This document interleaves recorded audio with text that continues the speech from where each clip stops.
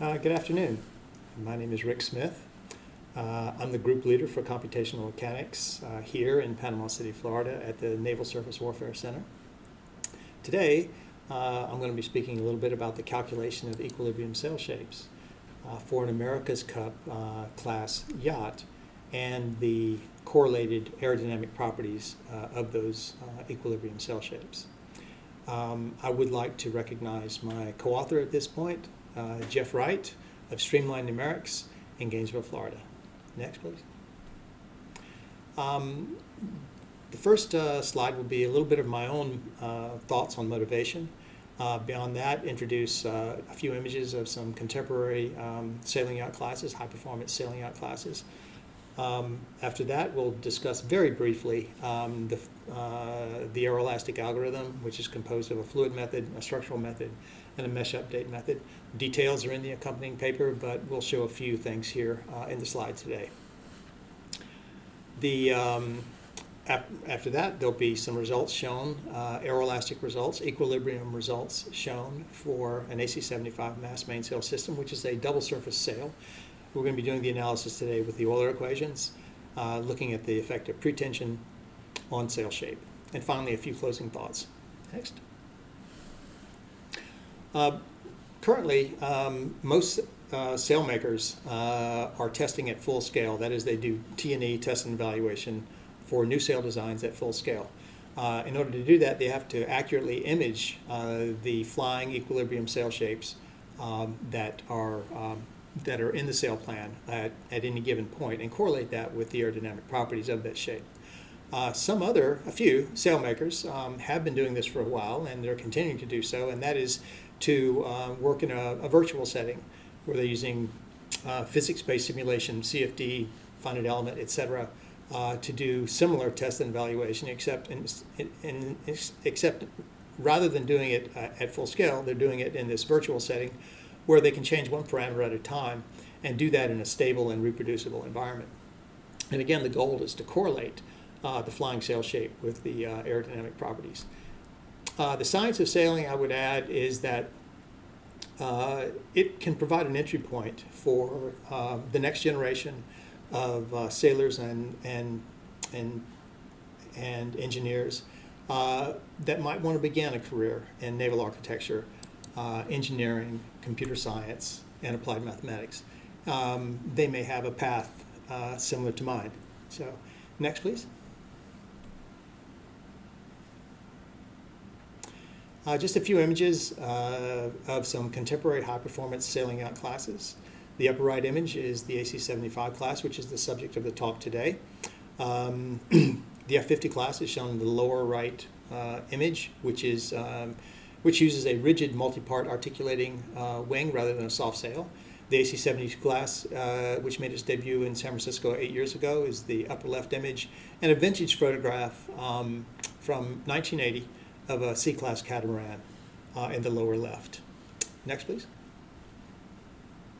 The fluid method, that is one component of our aeroelastic algorithm, is just, again, some of the applications of that fluid method are shown here. It's a geometrically conservative finite volume method. We tend to use it for a lot of free surface work, a lot of rigid body dynamics work, and some robotic swimming work. This image is sort of like the company image that I promised everybody I would show, just to give some idea of what we do in Panama City fluid dynamically. Next, please.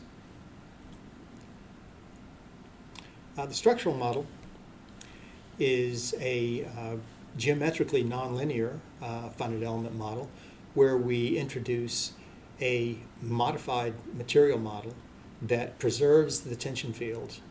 That is, the stress field in the fabric is required by construction to be a pure tension field, no compression allowed. A few examples here of applications of the structural method.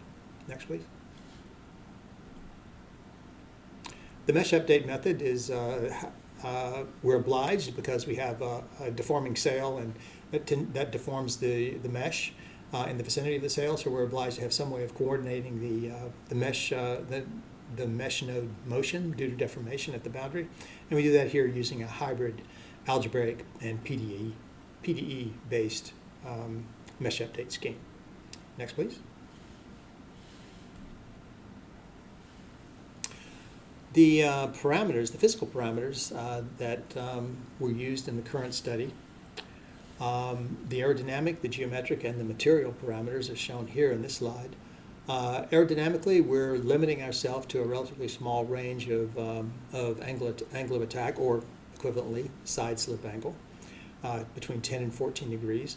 Again, this analysis is done using the Euler equations. It's an inviscid analysis, and so that range is that limited range of angle of attack is consistent with the use of an inviscid fluid model. We're not really necessarily bound to the inviscid model, but for the present purposes and up to this point, the inviscid model has been quite adequate for what we've been trying to do. The sailcloth parameters are consistent with a modern high modulus sailcloth fabric, and in the finally, at the bottom of the slide, you'll notice that there are some non-dimensional parameters that are mentioned, so-called pi 1 and pi 2. These two non-dimensional parameters are the result of collapsing the dimensional parameters shown above into two non-dimensional groups, pi 1 and pi 2, which essentially control the, in a non-dimensional sense, the steady-state aeroelastic problem for the sail. Next, please. Just very briefly, the computational domain shown in the top image. The overall domain is a hemispherical domain with the surface of the sea shown at the represented by a flat bottom.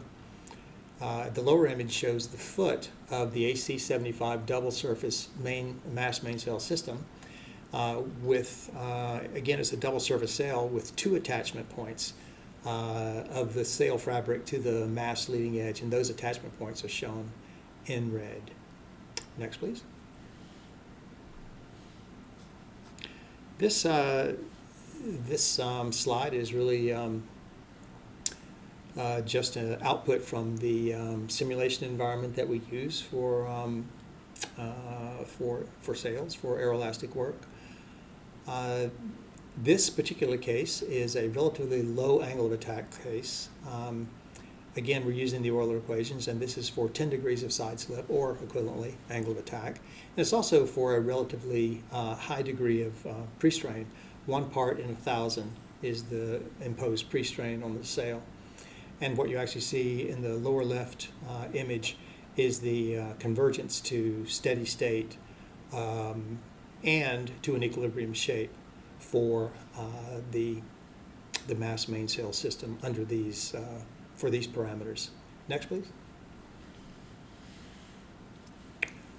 This is again just simulation results from the simulation environment that we have, showing the convergence to steady state and the convergence to an equilibrium sail shape. The convergence is messier in this case because it's a higher angle of attack. It's 14 degrees. Again, we're using the Euler equations. It's also messier because we're using a lower value of pre-strain. Here we're at 1 part in 10,000, which is 1/10 of what the amount of pre-strain that we used in the previous sail.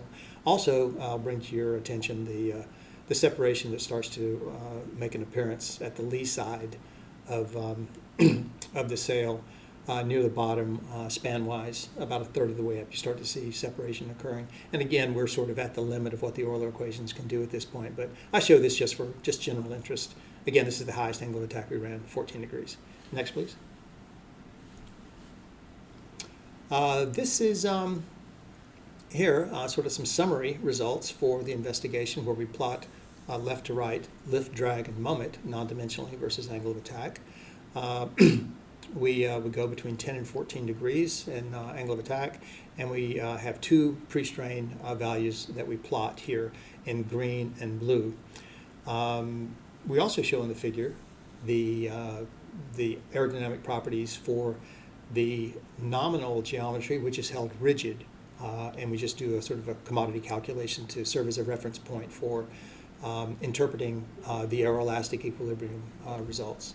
I'll draw your attention to the far right image, which shows how a fairly dramatic change in the aerodynamic moment for both of the aeroelastic cases compared to the rigid case. Next, please. Finally, some closing thoughts. A number of Inviscid equilibrium aeroelastic solutions for an America's Cup AC75 were obtained for a geometrically nominal double service AC75 Mast mainsail system. We evaluated the effect of sailcloth pretension, and we correlated those with lift, drag, and moment for a range of side slip angles that were consistent with the Euler equations. In general, the aerodynamic properties that were for the equilibrium shapes were considered to be consistent with our expectations. Future work may include the use of the Reynolds average Navier-Stokes equations and a more realistic set of boundary conditions for the